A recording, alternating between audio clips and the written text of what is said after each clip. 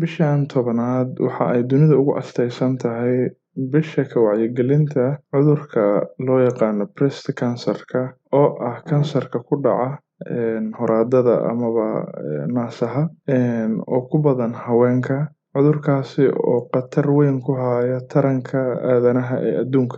Marka waxaan ka hadli doonaa muxuu yahay breast cancer, sidee looga hortagaa, maxay tahay calaamadaha lagu ogaan karo, iyo haddii qofku uu isku arko sida ugu habboon ee uu u raadsan karo la tacaalid iyo daryeel caafimaad. Waa marka ugu horreysa breast cancer-ka ama kansarka horaadada ku dhaca waa kansarka koowaad ee dhimashada keena marka la joogo wadamada hadda horumaraya amaba developing countries. Sidoo kale waa kan labaad ee dhimasho keena marka la joogo wadamada horumaray. Sababta keentay iyaga inuu u noqdo kan labaad waa iyaga oo infrastructure-kooda ama kaabayaashooda xagga caafimaadka ay horumareen, taa oo keentay in la ogaado xilli hore oo dadkii la wacyigeliyay, isla mar ahaantaana lagu booriyay inay cisbitaalada booqdaan si inta uusan kansarku faafin loo baaro kadibna loo daaweeyo. Laakiin wadamada aanan horumarin ee hadda horumarka ku socdo sida loo dhigo, kaabayaashooda caafimaadkana ma horeeyo, wacyigelintoodana aad ay u hooseysaa. Si gooni ah anaga dadkeena Soomaalida ah, khuraafaadka iyo waxyaalaha kutirikuteenta ayaa iska badan. Waxaa laga yaabaa qofkii calaamado leh, xanuun hayo, in la yiraahdo waxaa u baahan tahay waxyaala herbal ah iyo waxaas iska isticmaal, in guriga waqti dheer lagu hayo.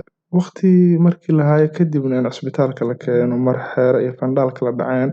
Marka waxa kala duwanaanta keenaya wadamada horumaray iyo wadamada kale waa labadaas shay oo ah kaabayaasha dhaqaalada lagu kala horeeyo iyo wacyigelinta oo heerkeedu aad u horeeyo marka la joogo wadamada horumaray, halka wadamada hadda soo korayaan ay aad u hooseeyo.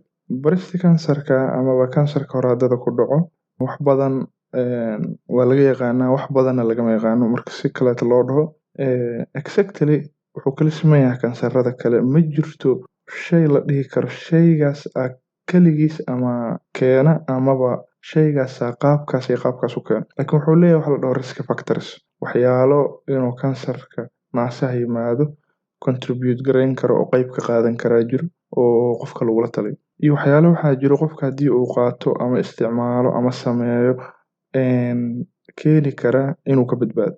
Sida caadiga ah wuxuu kansarada kala mid yahay inuu yimaado waxaa contribute gareeyo ama ka qayb qaato environmental factors ama waxyaalo bey'ada ka imaanayo oo ah sida qofka u nool yahay, waxa uu cunayo, meesha uu ku nool yahay, waxyaalaha uu isticmaalo, iyo genetic factors oo muhiimsan oo ah waxyaalaha qofkan geneskiisa la xiriira ee kansarka contribute gareyn kara ee qofkan uu lahaan karo qof kaleetana uusan lahaan karin. Tusaale ahaan waxaa jiro genes lala xiriiriyo maxaa la dhahaa inuu kansarkan yimaado, laakiin haddana maxaa la arkay dad geneskaas leh balse dadaal sameeyay oo environmental factorski contribute gareyn lahaa ee loo baahnaa markii aysan ku saacideynin naftooda ay u dadaaleen, la arkay in ay ka badbaadeen amaba at least waqtigii oo la filayay inuu imaan doono uu kadib dhacay. Sidoo kaleeto factorska oo environmental factorska ah ama waxyaalaha bey'ada ka imaanaya ee qofka ku keeni kara kansarka waa badan yihiin. Waxaa ka mid ah hormoneska la isticmaalo ee loo isticmaalo ama dheecaanada aan ka wada hormoneska ee loo isticmaalo in dhalmada lagu kala fogeeyo ama lagu joojiyo, ama waxyaalaha si guud aan dhahno anaga contraceptive. Dhowr method oo kala duwan la isticmaalaa oo contraception ah. Midka dabiiciga marka laga tago waxyaalahan kale ama faraantiga la gashto amaba bahalka garabka lagu xirto amaba daawooyinka biliska la qaato ee loo adeegsado inay ka hortagaan dhalmada ama lagu kala fogeeyo waxay ka mid yihiin risk factorska ama waxyaalaha ka qayb qaata inuu yimaado kansarka naasaha. Sidoo kaleeto naalabaarada waxa la dhaho inaysan qofka haweenka aysan ilmo dhalin waxa ay qayb lixaad leh oo weyn ka qaadataa inuu yimaado kansarka naasaha ku dhaca. Waxaa kaleeto oo iyadana muhiima cuntada uu qofka qaadanayo. Waxaa muhiima waxyaalaha uu qofka isticmaalo. Tusaale ahaan dharka oo hoos gashiga ah ee haweenku ay ka hoos qaataan dharka. khaasatan midka toobka ah ee laga hoos xirto dharka oo xabadka lagu xirto. Haddii uu qofku ku dhego, waxaa la ogaaday in cadaadiskaas uu ku haynayo horaadada inay ka imaan karto halis uu contribute garayn karo kansar. Sidaas darteed waxaa lagu taliya haweenka bahalkaas oo rajabeetada la dhaho in aysan markasta xiranin, weliba mid ku dhegan oo markay gurigeeda joogto ama caruurteeda ama waalidkeeda ama ay la joogto inay u baahnayn ama at least mid ka yara nafisan inay xirato. Sidoo kaleeto waxaa muhiim ah oo isna risk factorska ka mid ah nooca cunto ee qofka uu cunayo. Waxa ay kutubadu qorayaan dhakhaatiirtuna ay sheegaan cunooyinka oo fiber-ka leh, cunooyinka qolofta leh amaba xargaha leh, cunooyinka oo khudradda ah sida khudaarta noocyadeeda kala duwan ama fruit ha ahaato ama vegetable ha ahaato, iyo hilibka uu ku yar yahay ama cuntada ay ku yartahay si guud dufanka saturated-ka ah uu ku yaryahay, inay dhammaantood ka hortagaan inuu yimaado kansarkan asaga ku dhaco. Saa daraadeed yaa waxaa lagu taliyaa in dadku cunooyinka aan kuwaas ahayn ay iska yareeyaan. Marka taas la dhahayo waxaa soo gelayo cunooyinka aan loo baahnayn inaadan qaadanin oo khatarta kugu ahaan kara wax kasta oo processed foods ah. Waayo waxyaalahan processed foodska ah marka lasoo gasacadeynayo waxaa lagu soo daraa waxyaalo preservatives la dhaho oo loogu talagalay in ay ka ilaaliyaan cunooyinkaas qurmidda, balse waxaa qaarkood la caddeeyay inay yihiin cancerogenic ama ay kansarka keenaan. Saa daraadeed waa inuu qofku waxyaalahaasna iska ilaaliyo. Waxaa muhiim ah iyadana in hoosta laga xariiqo kansarka inta badan wuxuu yimaadaa xilliga hooyadu ay dhalmo joojiso oo ay menopause-ka gasho, xilligaasi oo hormonal changes fara badan ay dhacayaan, jirkeedu wax badan iska beddelaan. Saa daraadeed markay hooyadu noqoto dhalmo goys, waxaa habboon in caafimaadkeeda ay baaritaan isku sameyso xataa haddii aysan xanuunsanin oo iska warheedo, maadaama ay tahay xilligaas xilliyada ay badanaa kusoo degdegaan cudurrada kansarka ah. Sidoo kaleeto waxaa muhiim ah in iyadana hoosta laga xariiqo inaysan meesha ka marnayn in qof weli dhalaayo amaba aan dhalmada gooyin inuu ku dhici karo, oo aysan qasab ahayn qofka markasta in da' weyn uu kula dhaco, laakiin da'da ay ku badan tahay ayaa waxay tahay da'da marka ay hooyadu dhalmo goyso. Gabdhaha yaryar inta badan waxaa ku imaan kara waxyaalo laga yaabo inay ku qaldaan, maxaa la dhahaa, inay buro ku taalo kaleeto.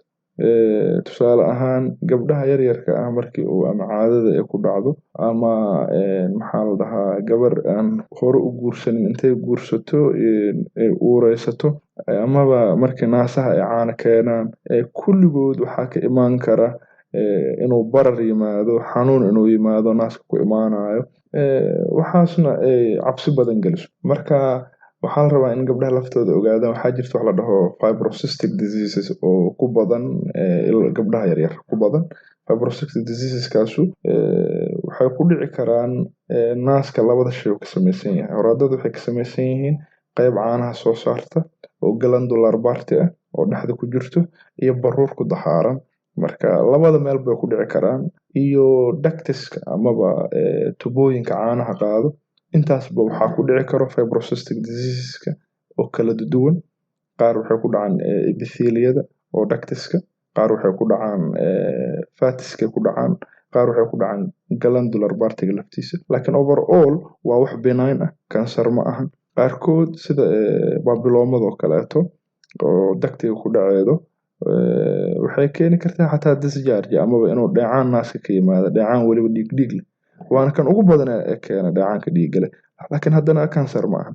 Laakiin macnaheedu ma ahan haddaa waxaas isku aragtid gurigaaga iska joogi karta. Waxaa la rabaa qofka dumarka ah ama ha dhalmo gooyo ama gabar ha ahaado, haddii uu barar isku arko asoon caado lahayn, oon uur lahayn, oon caano aysan ka soconin, haddii uu isku arko dheecaan dhiig leh, haddii uu isku arko xanuun, haddii uu isku arko in labadanaas aysan sineen oo mid barar galay ama kuus uu leeyahay, waxaasoo dhan waa calaamado ku tusinaya inay jirro jirto whatsoever waxay doontaa ha noqoto. Laakiin waxaa la rabaa markuu qofka calaamadahaas isku arko middood inuu dhakhtarka booqdo si baaritaan loo sameeyo. Adi ma tihid cidda ogaan karto waxa aad qabtid, cidda ogaan karto waa dhakhtarka. Dhakhtarka markuu baaritaan kuu diro oo lagu baaro ayaa la ogaan doonaa waxa exactly aad qabtid iyo waxa qaldan. Saa daraadeed waxaa la jirto oraah muhiima oo meel kasta lagu apply garayn karo oo dhaheedo ka hortagga ayaa ka muhiimsan daaweynta.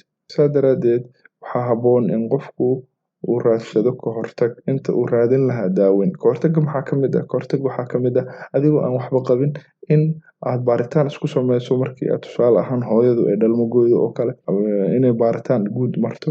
Haddii calaamad aysan isku arki jirin ay isku aragto inaysan dhayalsanin ee baaritaan hore ka marto. Marka si guud anaga ciwaankeena wuxuu quseeyay maadaama bishaan ay tahay bisha ka wacyigelinta kansarka horaadada ku dhaca in aan bal dulmar yar ku sameyno waxyaalaha ay muhiimka tahay in qofka uu ku ogaado kansarka iyo sida looga hortago iyo waxyaalaha keena iyo xilliga ugu habboon ay tahay inuu qofka la tacaalid ama daryeel caafimaad raadsado. Waxaan isleeyahay wax ilaa xad qofku uu xog ku heli karo inaan ka sheegnay. Marka muuqaalkeeni intaanan kusoo koobeynaa waana mahadsantiin. Wassalaamu calaykum waraxmatullaahi wabarakaatuh.